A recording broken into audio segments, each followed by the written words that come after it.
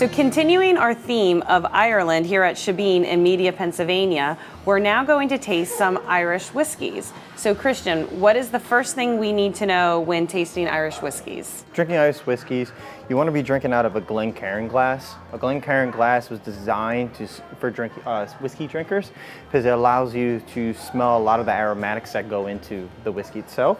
Also, you want a little handy dandy water. A couple drops of water will open up the whiskey a lot.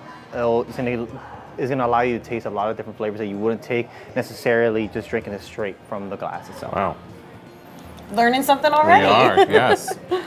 All right, so we have a flight here. Now, are they all the same? Like, how does whiskey work? Starting from your left to right, we're going to start with the Kilbeggan rye. All it is a higher mash buildup, more rye to malt to corn to barley. So it's going to be a little bit more on the spicier side. I would say not a jalapeno spice, but more of a bacon spice.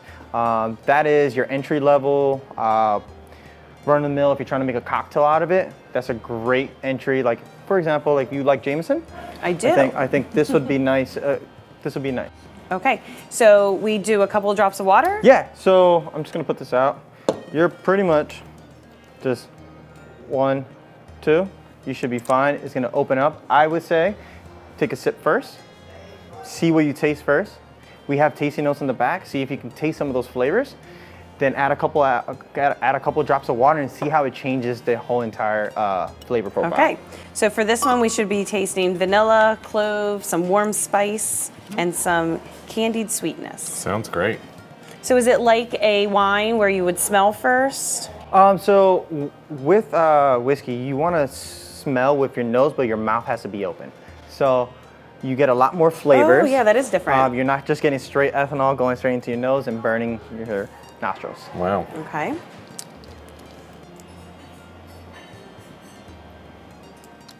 Some people like to add ice to it. I like to just add a couple drops of water. It just mellows a lot of the flavors, mellows a little bit of that burn. So definitely, like, mellows the burn instantly. And I can taste the warm. Yeah, it's really good. What's cool about tasting is when you take a sip, take a breath, and then blow out through your nose, and you're gonna start tasting even more flavors throughout. Try that on number 2. So here we have is a Triconal. It's a Madeira cask finish. It's Asian sherry cask. So you're gonna get a little bit more of salinity as well as more earthy flavors throughout this scotch. But again, it's a 12-year-old whiskey, so it's been sitting in a barrel. It's gonna be nice and mellow. This is a bottle that you would typically drink neat. You're not gonna put it in a cocktail, but who am I to tell you what you do if you drink, so enjoy. So on the Triconal, we should have honey, mild oak, vanilla sweetness, and cereal grains. Yeah. Cereal grains is gonna be like the first thing you taste. It's pretty much that cereal grain is like that mash buildup that you're gonna taste. So taste it, tell me what you think. It's smooth. That's There's no like burn, yeah.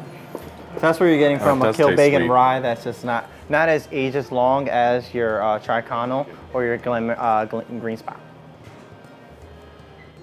And I noticed, Christian, that these are mostly 80 proof. Is that pretty much standard for whiskey? Yeah, whiskey being, you have to hit at least 80 proof and keep going. Honestly, you're starting to see whiskeys going into the cask strength or bottle and bonded, but in Ireland, Redbreast is another great Irish whiskey that's a cask strength that honestly with water, you taste so much of this flavor of this whiskey that you typically from 126 proof, you wouldn't taste, because all you're gonna taste is like, oh man, I need something for my throat afterwards, so. And what does cask strength mean? Pretty much straight from the barrel into a bottle more than anything. That's all it is. So you're getting it straight, what is coming out of the barrel. Sometimes when it comes out of a barrel, they dilute it to get it to a proof where it's going to be consistent and approachable through people. All right. So what's number 3? So number 3, I believe, is what? Green Spot, right? Green Spot. Yes. Yeah, so Green Spot's, out of all of them, I think that is probably my favorite. So prune, spice, orchid, fruits, grain, coconut, and snickerdoodle. So I'm not gonna say you're gonna taste like coconut, but it depends on how long it's sitting in the barrel. So What a different taste. It's so amazing how like so much different they all It taste. is. Each of them are very different from each other. And so how do they achieve that? It's just the ratio of everything? How do they achieve the different tastes? Is it all through the ratios? The barrel itself, more than anything. How long you let it sit in the barrel, the room temperature.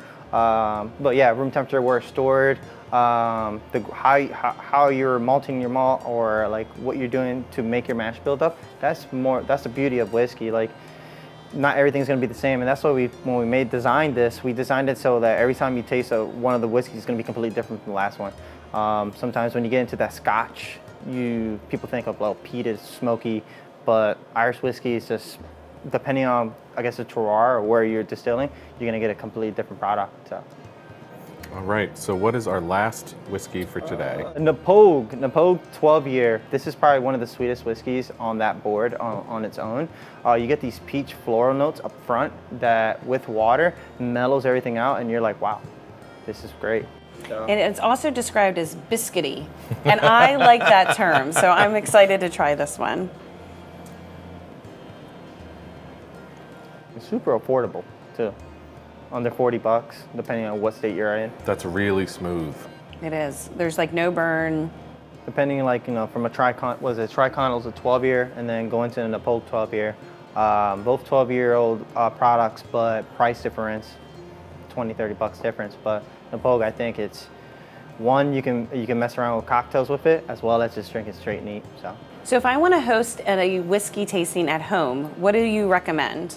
Tell everybody to bring one bottle, and then just if you can't get a Glencairn glass, that's fine. You can get yourself a rocks glass. I wouldn't recommend doing a tasting out of a shot glass, like your traditional shot glass. I would say get something that has a little bit more body, a little bit larger. Even a wine glass can help. It allows you to really smell some of the aromatics in all the whiskeys, and also just have some water on the side by grabbing a straw, pinching the top, getting a couple drops like we did earlier today, so it just opens up, and go from there. Well, Christian, thank you so much for educating us on the different Irish whiskeys here at Shebeen, and we really appreciate your time today.